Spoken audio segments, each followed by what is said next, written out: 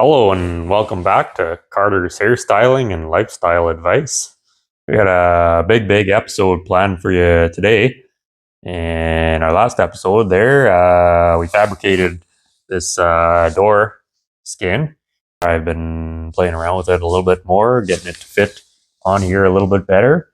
And my kitties, they let me borrow some of their string. So I've been kind of running the string line from fore to aft here just to make sure it's all kind of tangent. I'm not sure if the string is helping or not, but I saw some old pictures where Barris was doing the same thing when he was putting fadeaways on a car back in the early 50s or late 40s. So I figured today would probably be as good a day as any to get the passenger side kind of caught up to speed with the driver's side there. I'll be the first to admit here that I haven't the slightest idea of what the proper direction is to take here, so we're just kind of making it up as we go. I made a couple more Bondo templates of the shape of this panel, which will aid me in building the other side.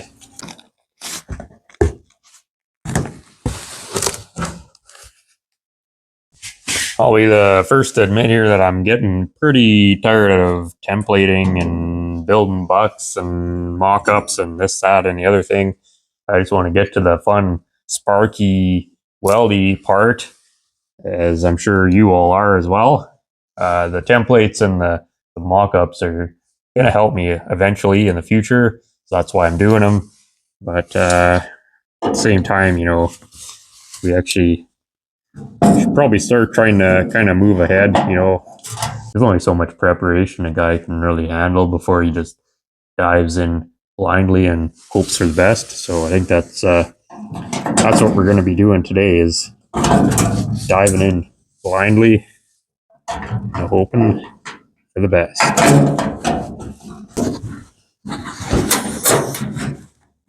No. Oh. There we go. We got her. The stubborn one there. We got her.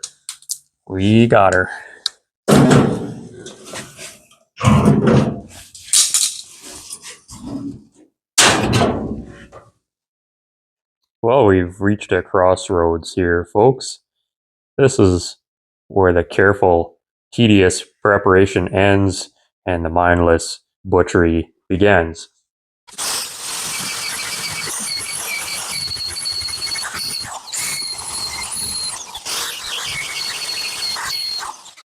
Just taking a quick break here for a Shed by the Tracks My Classic Drill moment. How many times are we going to patch up the broken cord on our $30 drill before we A, get electrocuted, B, replace the entire cord, or C, replace the whole $30 drill? I think she's still got a couple more patches left in it. Hold it right there, mister, or you're dead where you stand.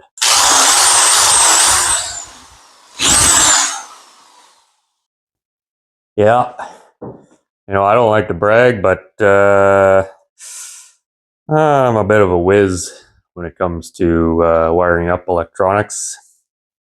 So if anybody out there needs any help wiring up their LS swap or their Proton accelerator, I'm your guy.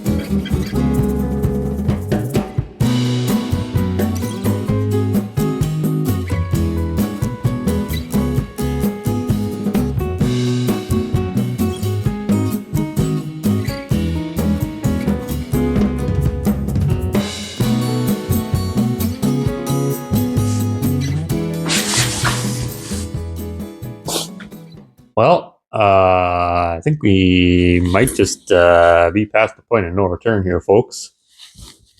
Yep. Mm-hmm.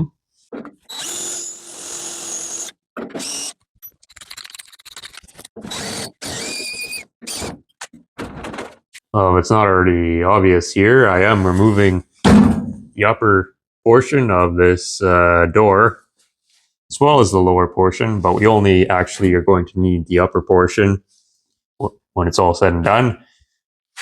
The reasons for this will become clear shortly, I hope. Either that or we're going to be looking for a new door.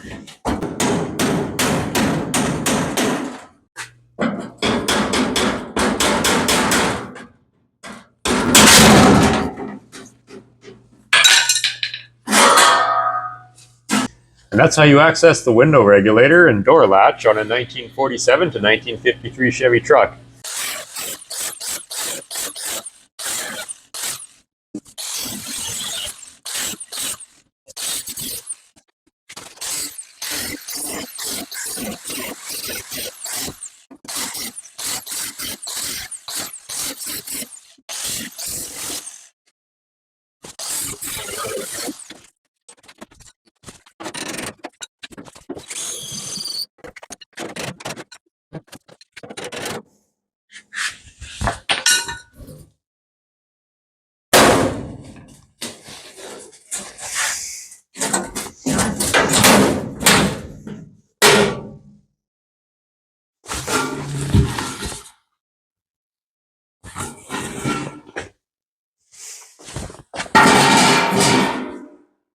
Before we go any further, we have a very exciting announcement.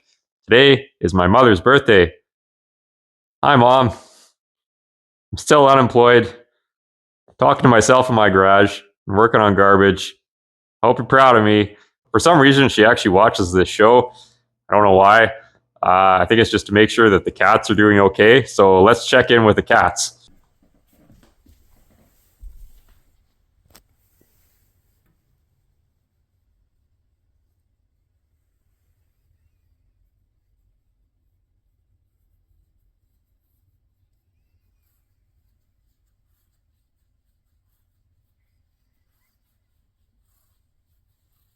Well, I suppose we should maybe take a moment to explain what in the world is going on here. Why am I cutting off this door?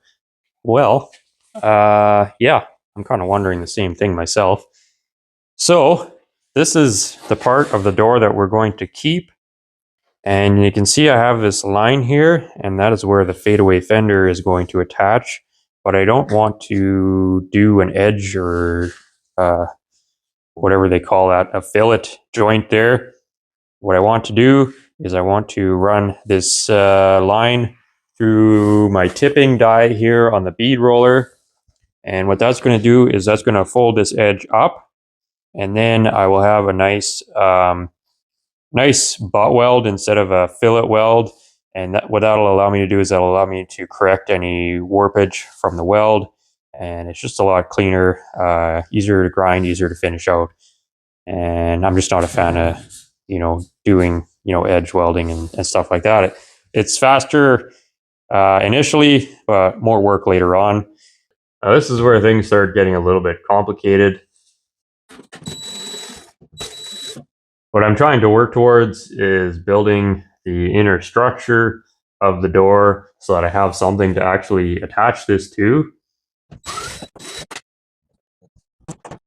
And I've been going back and forth in my head trying to figure out what's going to be the most efficient way to do this. My preferred method of working on something is I like to do one side and then immediately do the other side, or work on both sides at the same time. That allows me to keep things the same. And I absolutely hate doing things twice. And so in my brain, if I'm doing both sides at the same time or one right after the other, I'm essentially only doing the job once.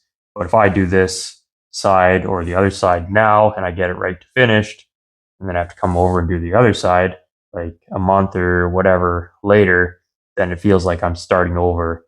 And that's when mistakes get made, and that's when things end up not being the same from side to side.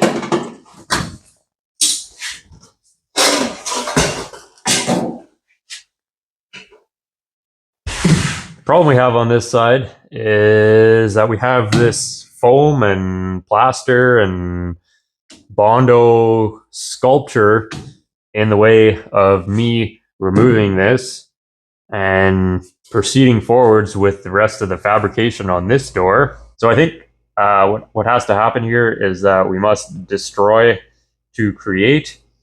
By that, I mean it's time to remove our foam and plaster sculpture, but I don't want to remove the entire sculpture. So that means that we're only going to remove a section of it, which will allow me to access the door here. That's the plan anyways. Will it work? I don't know. Well, I'll be the first to admit here that I don't know entirely how any of this is going to come off. My prediction is that it's going to be very, very messy, possibly a small fire, or, even some bloodshed. One can hope. Let's dive in.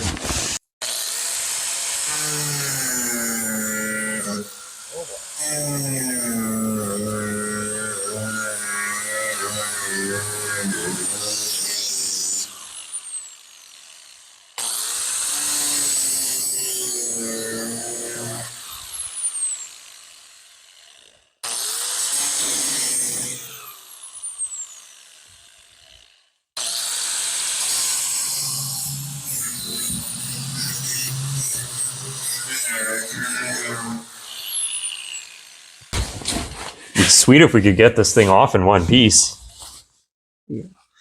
Pretty good sculpture.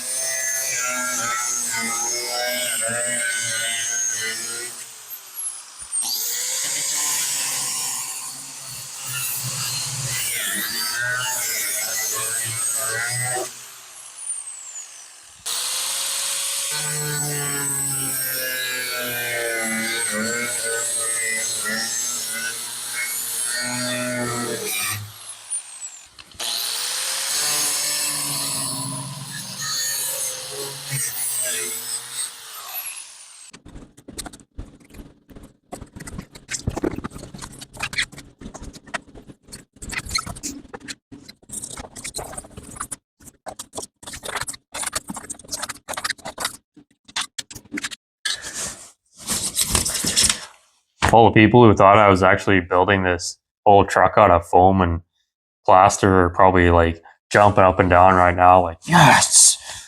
I told him he was going to have to cut that off and redo it with metal. I told him, I win. I am the winner of the internet. A great champion.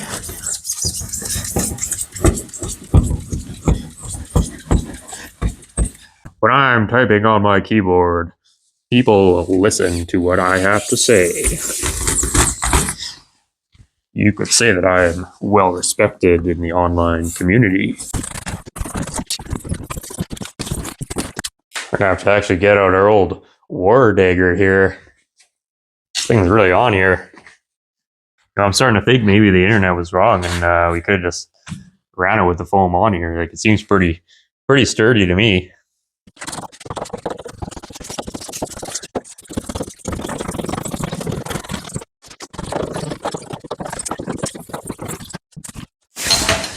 I don't know why it's so important to me to take this off all in one piece, but it's just kind of become like a personal quest now. You could just smash it off in about 30 seconds, but it's the principle of it, It's going. It's going.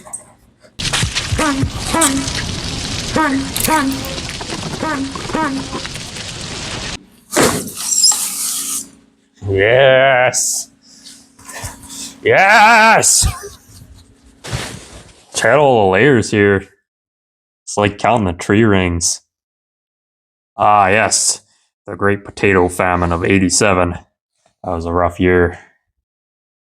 Man, I hammered that. Look at that. That's almost a 1/4 inch. Oh, Yeah. Yeah, I'd say that's about a quarter inch of mud on there. That is impressive. Look at that. If anybody needs any sculpting done, I'm your guy.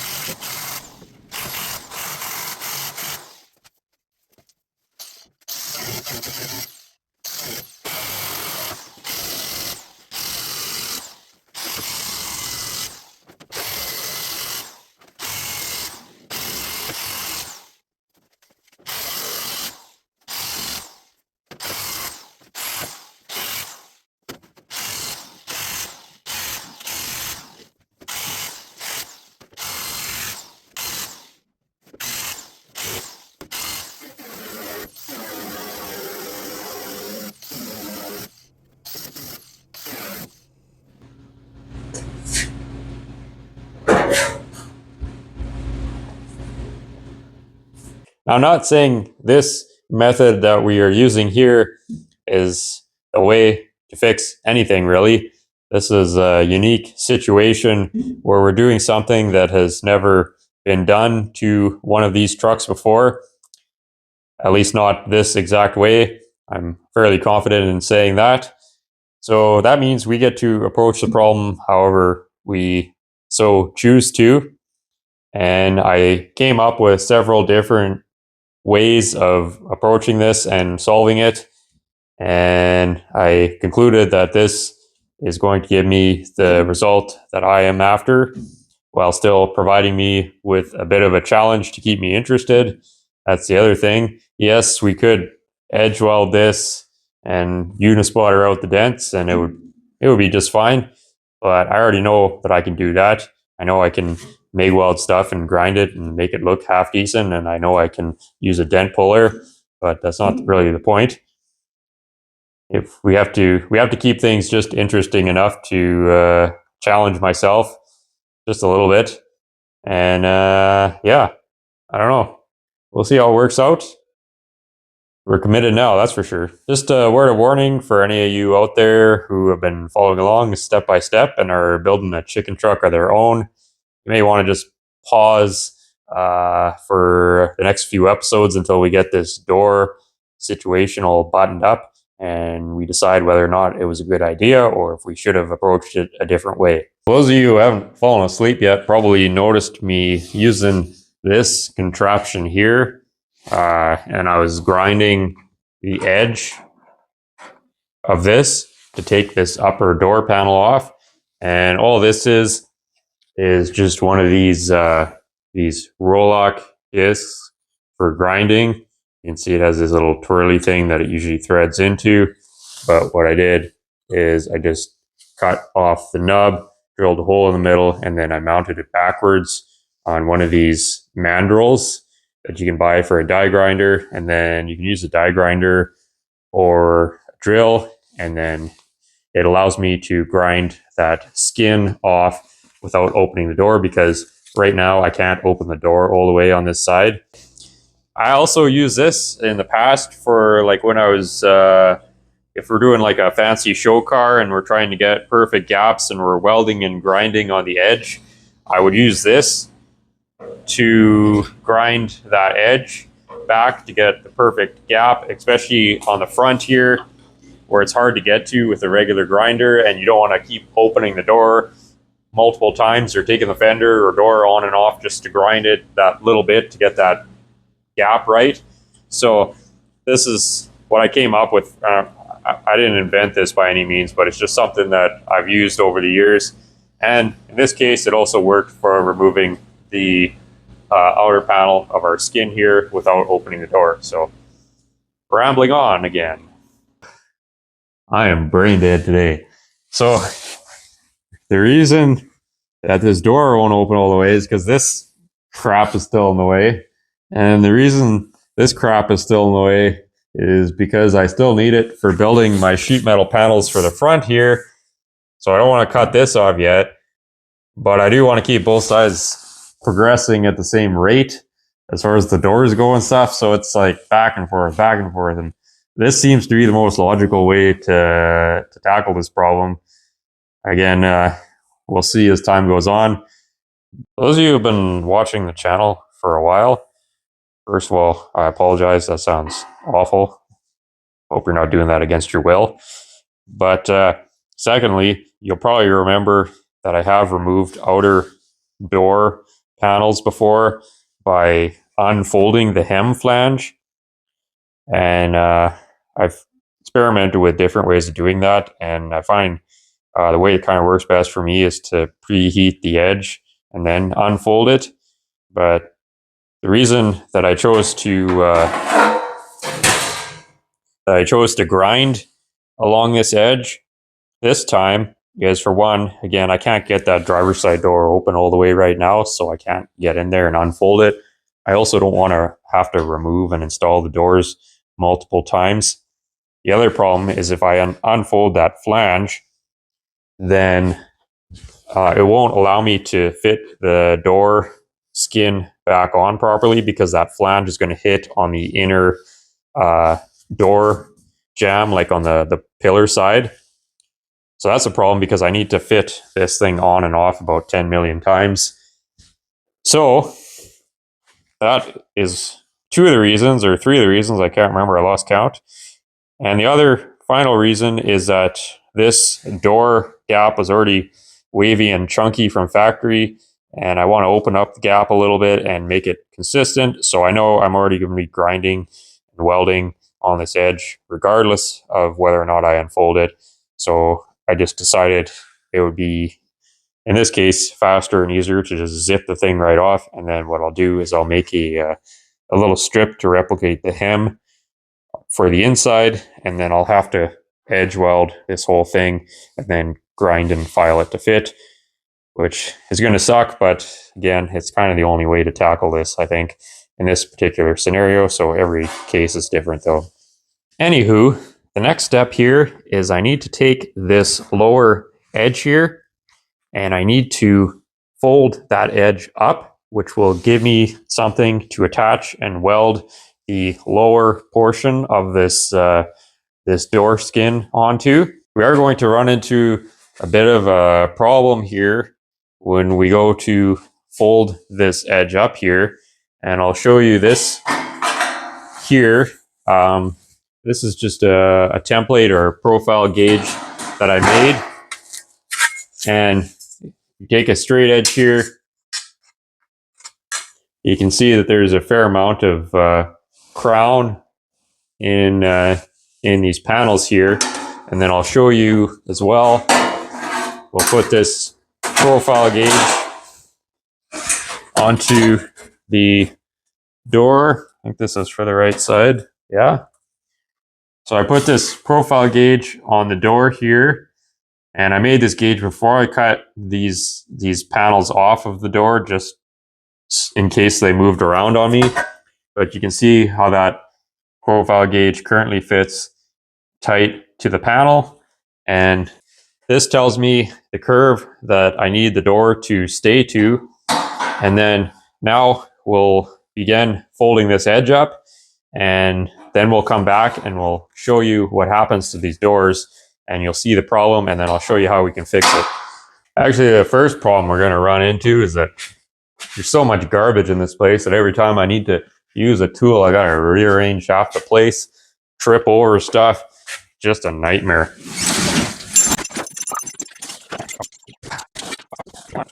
So the idea here is that the pressure from this wheel is pushing down into the steel, and because it doesn't have anywhere to go, it's causing the inside edge here is going to want to tip upwards, which is what we want. And I'm going to run this through a couple times here, multiple times actually, and each time I'll just be applying a little bit of upward pressure over here, which will help it to go in the direction that we want. The style that I prefer actually has a sharper upper wheel. I gotta stop stop distracting myself while I'm doing this. But anyways, it has a sharper upper wheel, and then the bottom wheel is actually steel instead of this skateboardy plastic thingy. And I like that style better because it gives me a little bit more of a crisp edge on the fold there.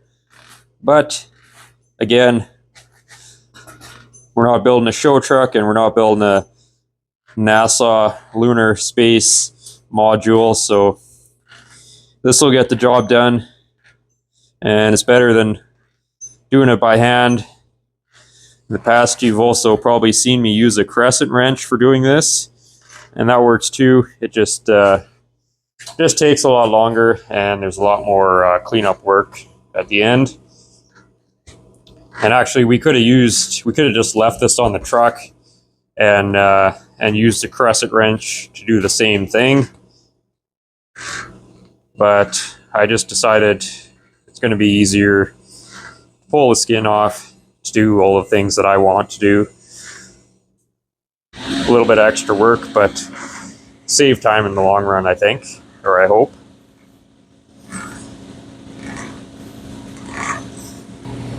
Okay, so yeah, you should be able to see there that this edge here on this flange is starting to go upwards, and so we're going to just keep working it through there a little bit by little, and then when we start running out of real estate here, we'll have to probably go in and finish the rest of it out by hand with a hammer and dolly. But this just gives me a starting point.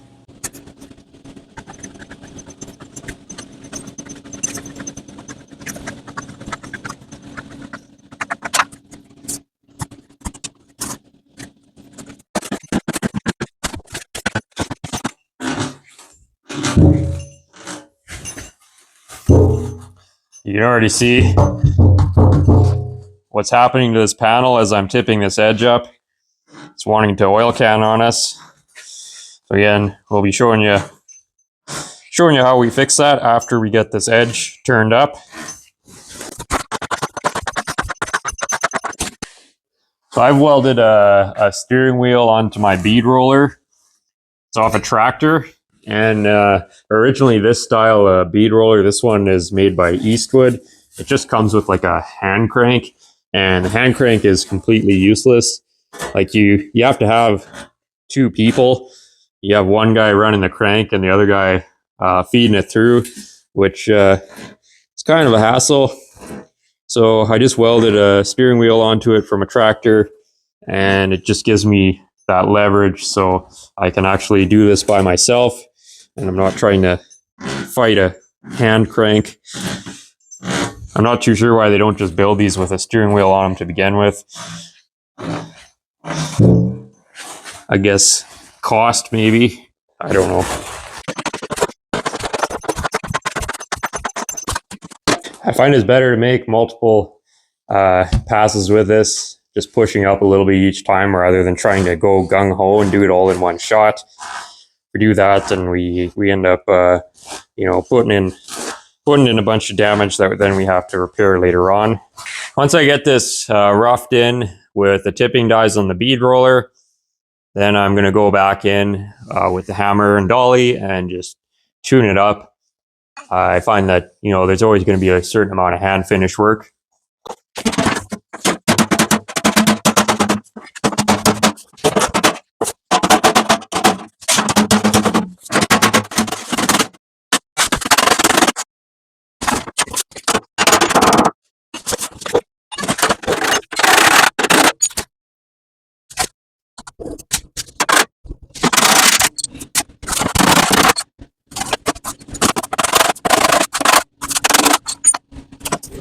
We got our edges folded up on both of these panels, but now I'm going to show you that we have a pretty serious problem here.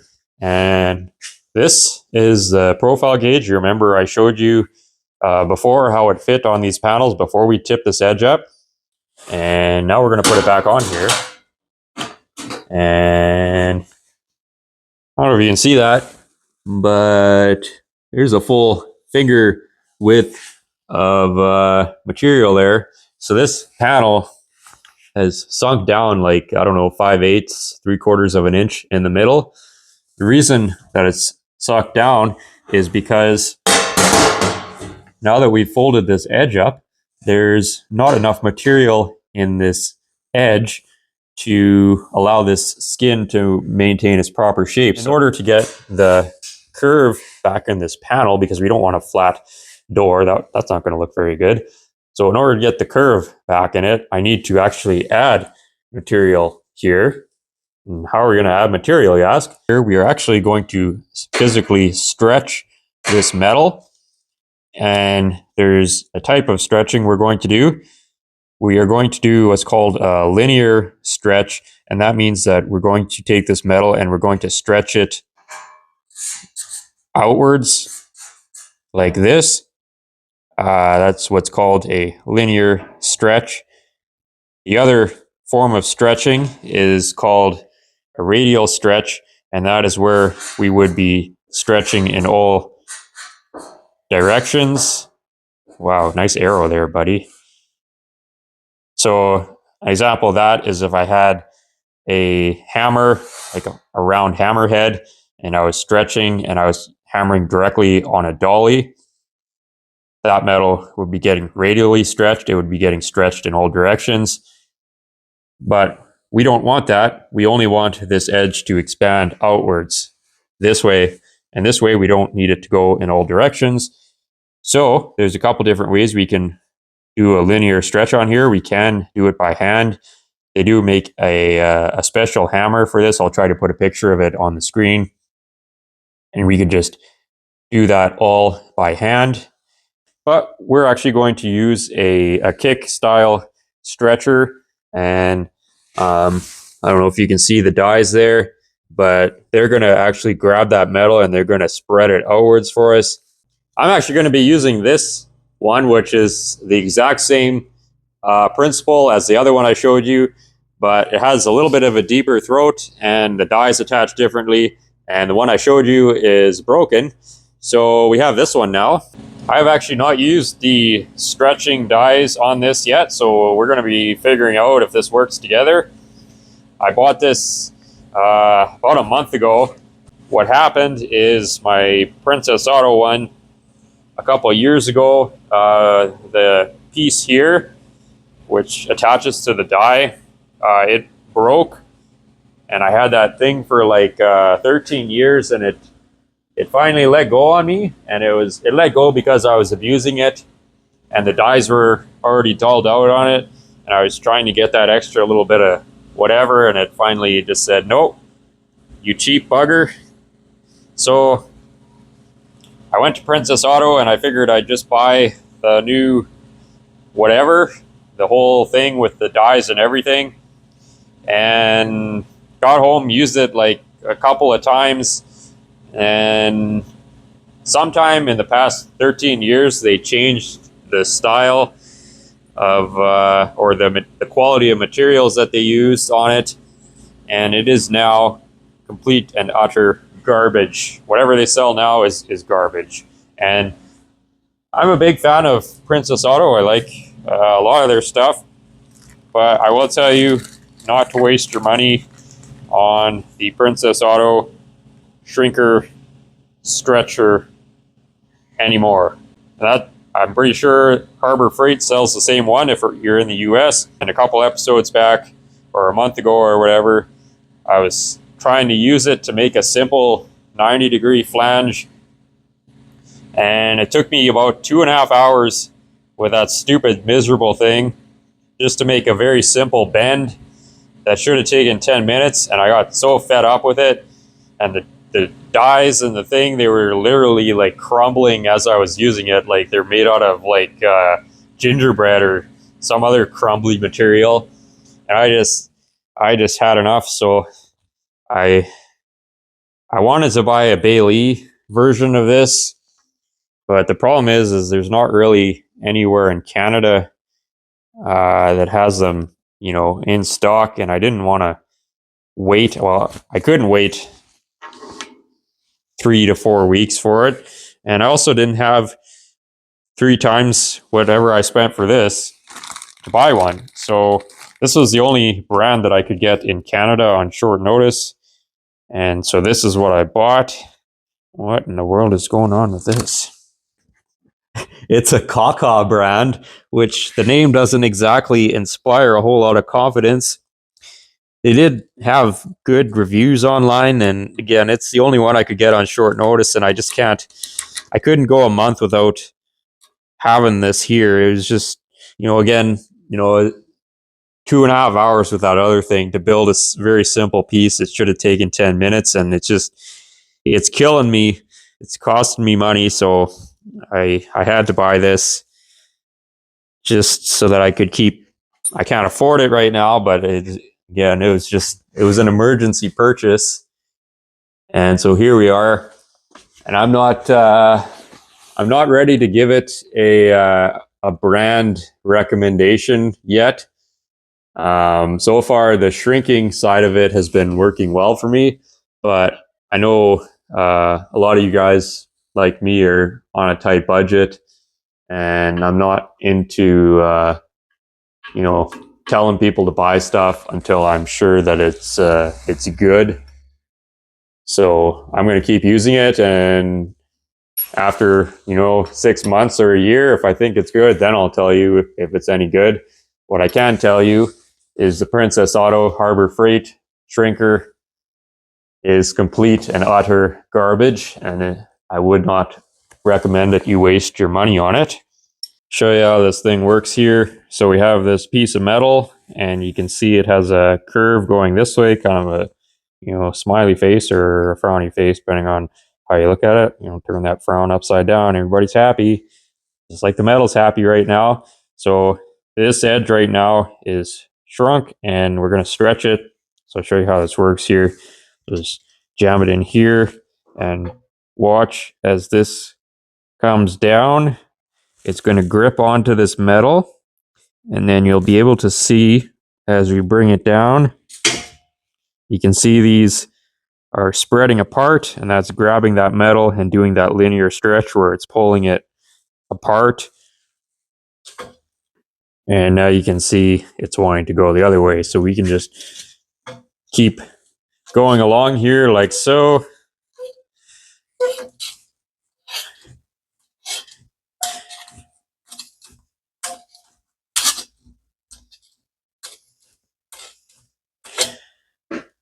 And you can see we've now changed the direction because we've stretched this edge here.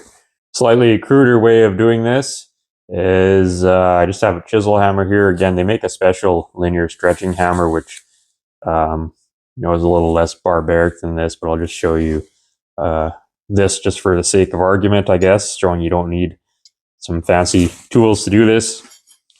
And I'll just put this up against the hardened steel surface and just start.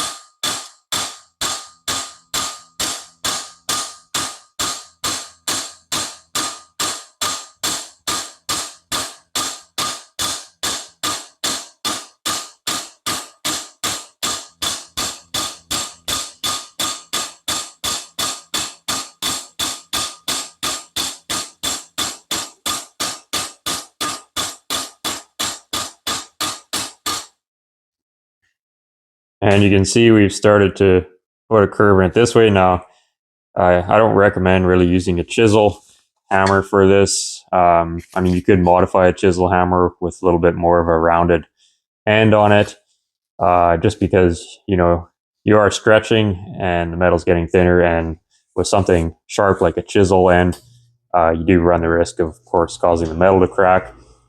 And the surface quality isn't quite as nice as something like this, but it does get the job done. The problem with a lot of this stuff now is it's so hard to find relevant information as to whether or not it's any good. Half the reviews, you don't know if they were done by robots or real people, and then you see all of these YouTube channels promoting tools and things and doing reviews, and well, yeah, the tool might work great once, but what happens 3 years or 6 months down the road when it breaks and you need parts for it, or so that just doesn't sit right with me, and it just seems like it's harder and harder to get an honest review on something. This YouTube thing, I literally every day get bombarded with these tool companies and different companies selling stuff, and they want to pay me to promote it and tell you guys to buy it, or they want to send me free tools and stuff. And believe me, the extra money would definitely be appreciated, because YouTube does not pay a whole lot on its own, but it just does not sit right with me. That's something that, I just, for whatever reason, some of you people seem to put value on what I have to say, and I don't want to see you folks wasting your money on something that's not going to last. For me, if I see somebody promoting something and I buy it and it turns out to be garbage, I'm pretty upset. And like you guys, I'm on a tight budget. Again, I could certainly use the money from selling out, because YouTube does not pay a whole lot, and it's tough to make a go of this on its own. But it just doesn't seem right to me. And the way I figure it is, if that company has enough money to pay somebody like me to tell you guys to buy their garbage, then that product probably isn't very good. Why aren't they putting that money into making a better product? If I buy a part or a tool or something and it works good, then I'm going to tell you, but I want you guys to know that I'm paying full retail for it, just like you, and nobody's giving me any special deals. I don't ask people for special deals. So if something gets my recommendation, then it at least works good for me. This is a lower, more affordable version of this tool. Like the Bailey one, I think by the time I got it up to me in Canada, it was going to be like, I don't know, 3 times the cost of this, which is, again, with tools, you kind of buy once, cry once, but at the same time, I just can't swing it right now to spend that much on a shrinker stretcher, or any tool for that matter. So this is the best that I could afford and the best that I could get at the moment to keep me hopefully progressing on the project, and I hope I don't regret it. But if I do regret it and this turns out to be garbage, I'm going to tell you all first. I'll tell you it's a piece of crap, and I'll tell you not to waste your money on it.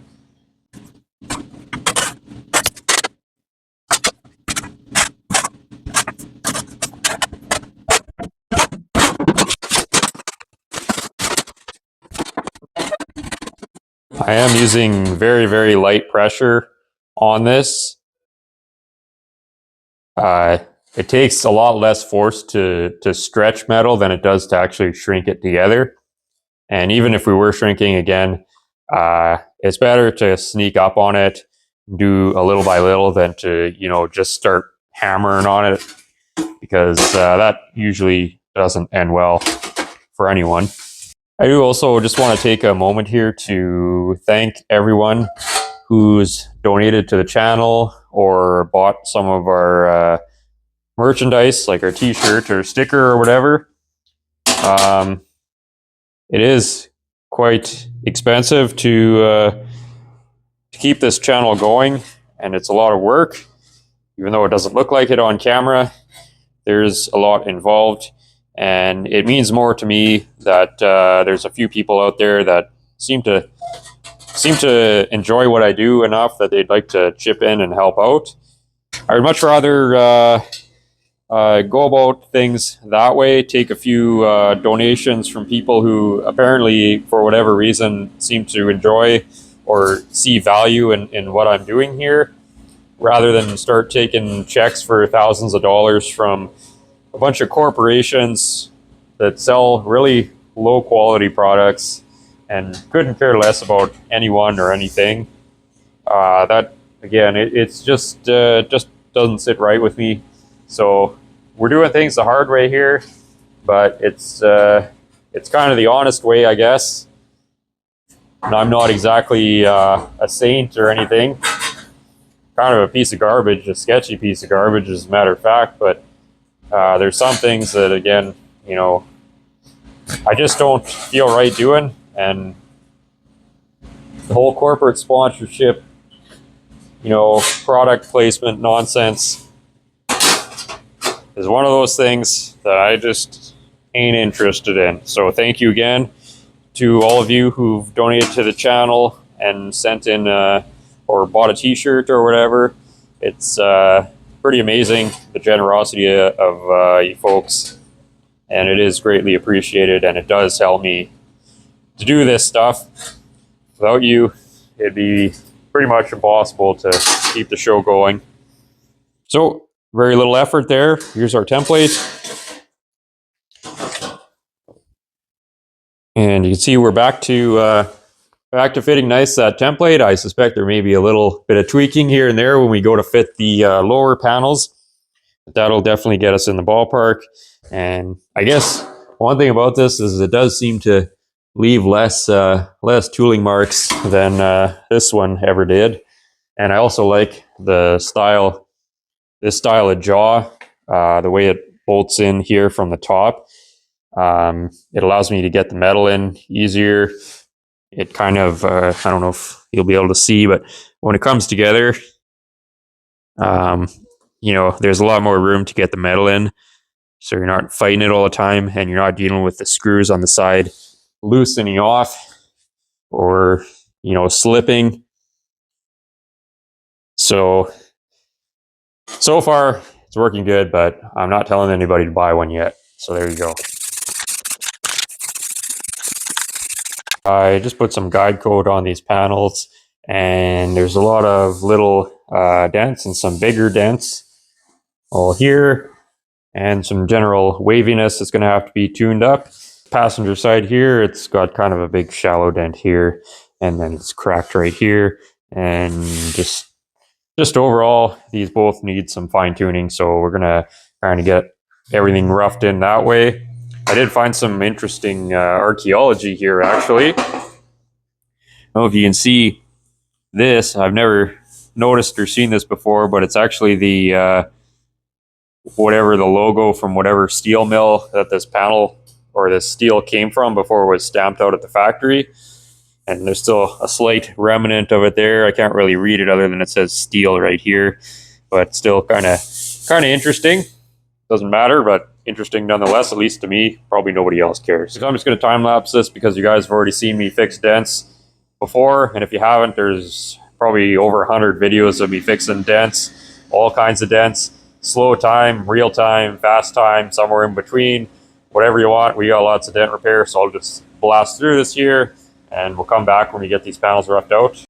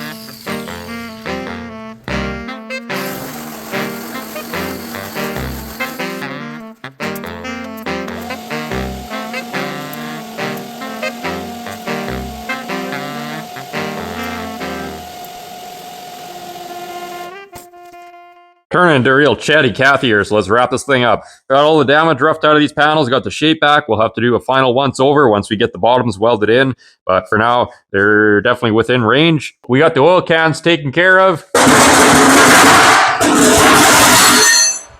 Panels are nice and tight, everybody's happy. Next step is to start building the inner structure, extending the bottom of the door out so that we have something to attach the door skin to. So thanks for watching. Don't forget to dislike and unsubscribe. We'll see you on the next one.